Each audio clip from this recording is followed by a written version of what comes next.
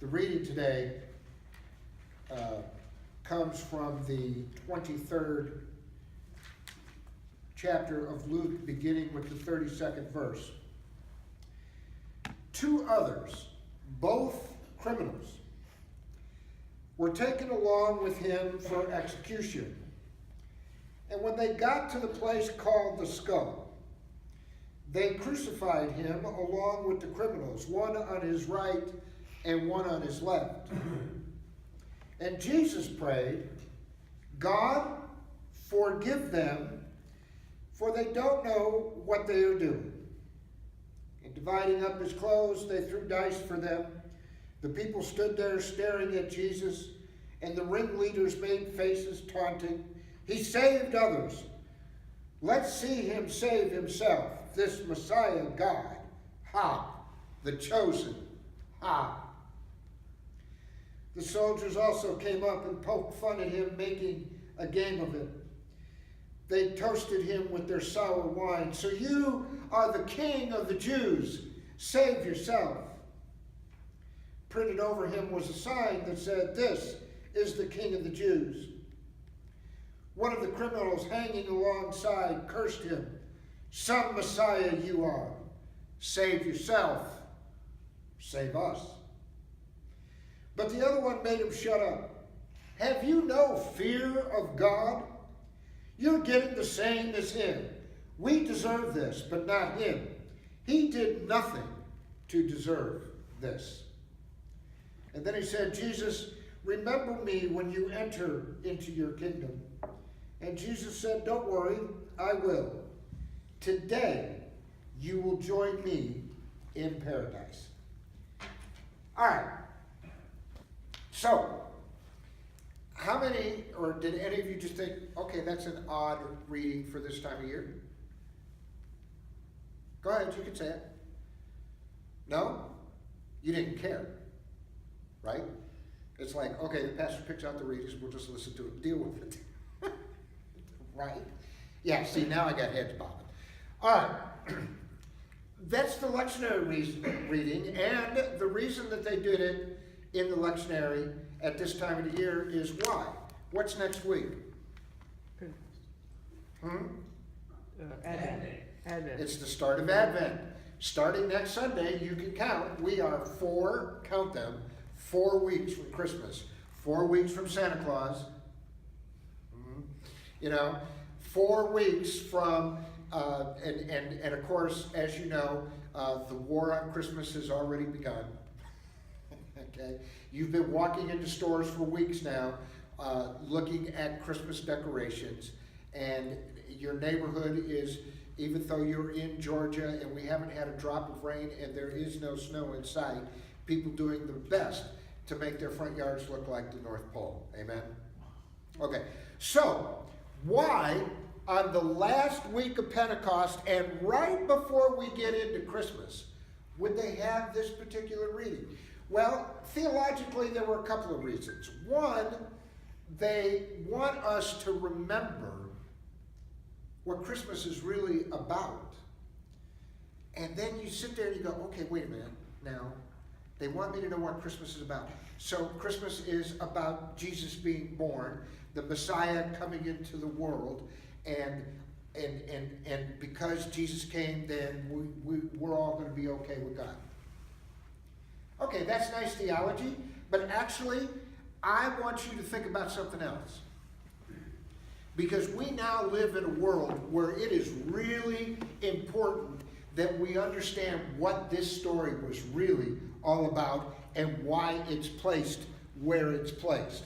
Right at the end of the church year and right at the beginning, where that time on the church calendar intersects. What did Jesus, as you heard that story, what stood out to you the most? Was it the 2 thieves? Was it the fact that the soldiers were ridiculing him? Was it the fact that people were watching him die up on the cross and making fun of him? What stood out in that story? As you heard it, what was the thing that you just kind of sat there and went, Come on. I'm going to start picking on people. Paul? The criminal who wanted to join Christ, not the criminal who ridiculed him. Okay? The criminal who had it fixed in his head, he knew that, okay, nothing this guy did, he's not deserving any of this. And by the way, when you get where you're going, bring me with you. Okay? Now, I can tell you, if when we were kids and you got into trouble, this kind of sounds like a little, hey, I know they did this and I know that I did that, but you can save me, so I'm not going to ridicule you. I mean, that's what it feels like a little bit with that, but okay. What else? Anybody else? Anything else jump out?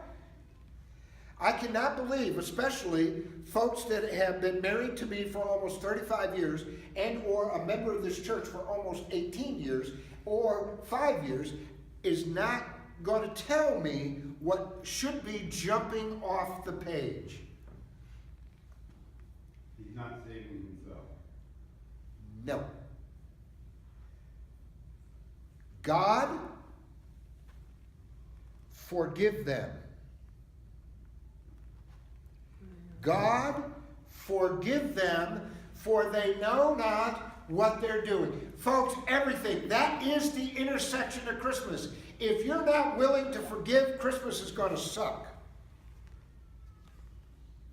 If you're not willing to forgive, life in general is going to suck. If you're not willing to forgive, you might as well find a different country to move to, amen? Because the next 4 years are going to suck. The reason that this story gets told at this intersection is because in order to accept Jesus as King, as to understand why this birth is so incredibly important, it's about forgiveness. It is the linchpin on which everything hangs. Everything that came after that, you notice that with the author Luke, it's the very first thing that Jesus says after they raise him up and he's been nailed to the cross. He's gone through a trial where everybody what? Lied about him. You had people that supposedly were on his side that abandoned him. You had a group of disciples that he had been teaching for the last 3 years that suddenly didn't seem to get it.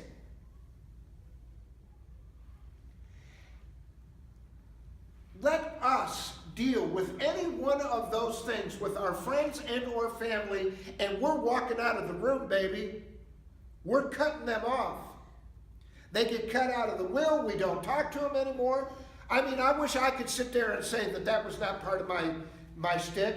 But I didn't talk to my parents for 10 full years. I hung up the phone with these words: when you all grow up, call me. And for the next 10 years, I didn't say anything to them. I lost 10 years of a relationship because I was not willing to forgive what they were doing to me. 10 years, gone. Have you lost any time? Jesus knew that he was going to be okay with God. Folks, that's us. We know that we're okay with God. It's our relationship with God that makes it okay. So why are we hanging on to stuff? It makes... Didn't Jesus know that he had to die for forgiveness to be something? Because up until that point, Jews could not forgive. That's not true. It's only God that could. They could. Right. They could invoke God's forgiveness. That's why they did all the sacrifices, was so that you got God to forgive you. They, and you're actually on an interesting point now, they did not take responsibility for forgiveness. It was all on God. If you insulted Alice, then Alice would expect that you haven't done nothing to her. Yes, it's bad, but the person that's really pissed off at you for hurting her is who? God. So that is kind of an important point that you're bringing up at this point, is that Jesus changed the message. I like that. Matter of fact, now that I'm standing here thinking about it, I like that. Because Jesus had always taught us to be responsible, that we were responsible for our actions, remember? Remember, in almost every healing that Jesus did, what was his statement? There was some statement or another of, Your faith. Your faith has You. made you well. Never in all of Israel have I seen such great faith. So Jesus has turned this around and made it our responsibility and said that our relationship with God has everything to do with us. So now we're not waiting on God to forgive anybody. It's up to us. And Jesus, as always, led by example. He had every reason to tell people basically to go to hell. Which, by the way, in case I haven't mentioned this to you, hell might not be such a bad place because it's frozen over now, as long as you can ice skate. Well, I mean, the Cubs won the World Series. So I know. amen. I had to slide that in, right? Amen. I got my Sports Illustrated cover. Yeah, amen. Amen. 1907, 1908, 2016. Anyhow, back to my point. You had one, right? Yes.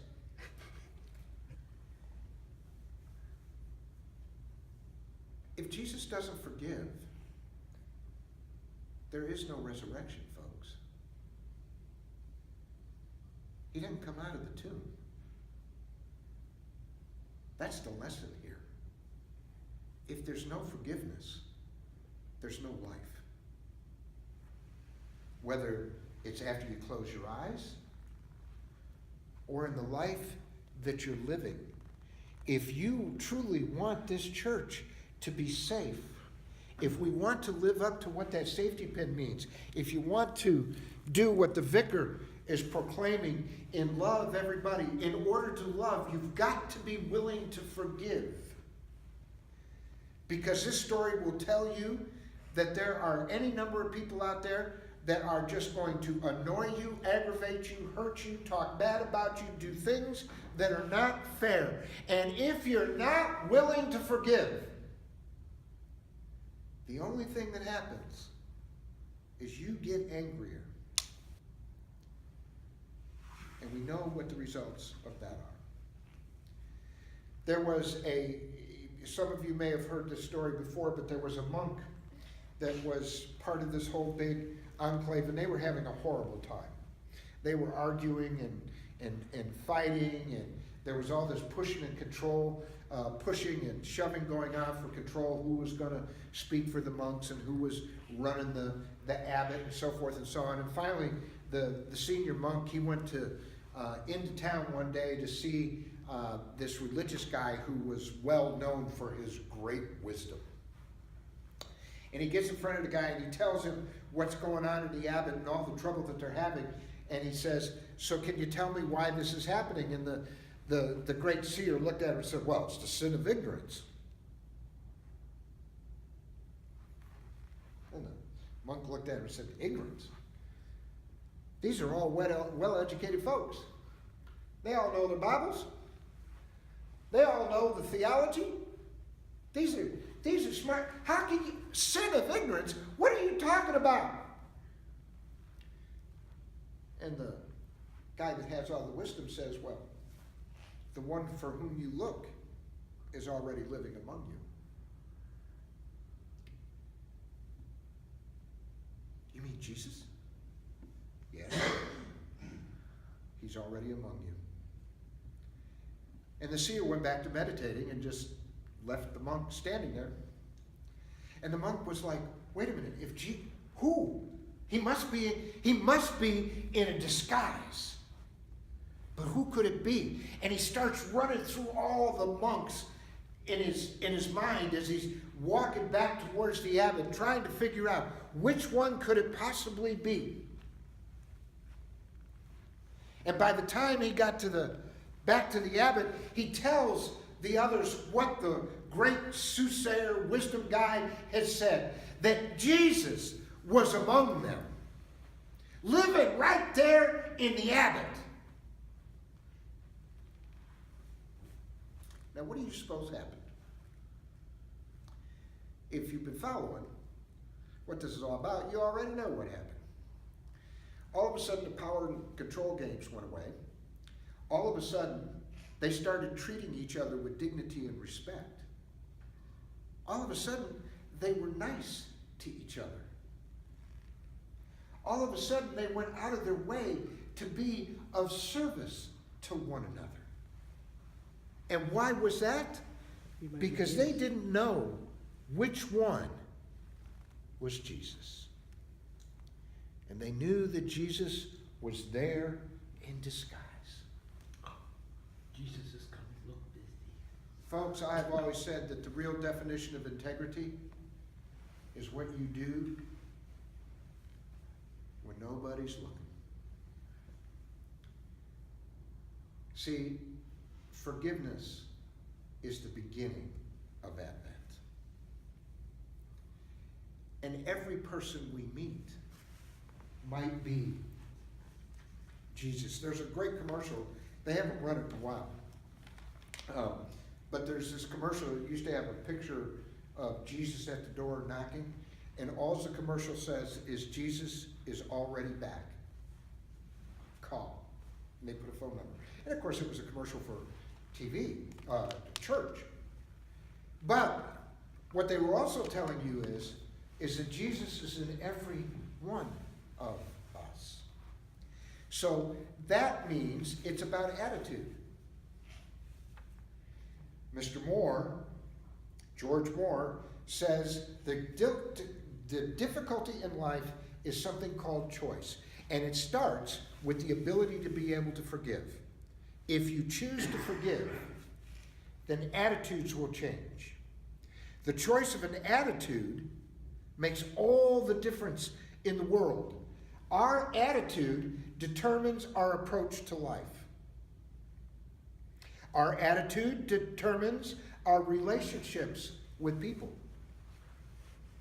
Our attitude is the only difference between success and failure. Our attitude at the beginning of a task will affect the outcome more than anything else.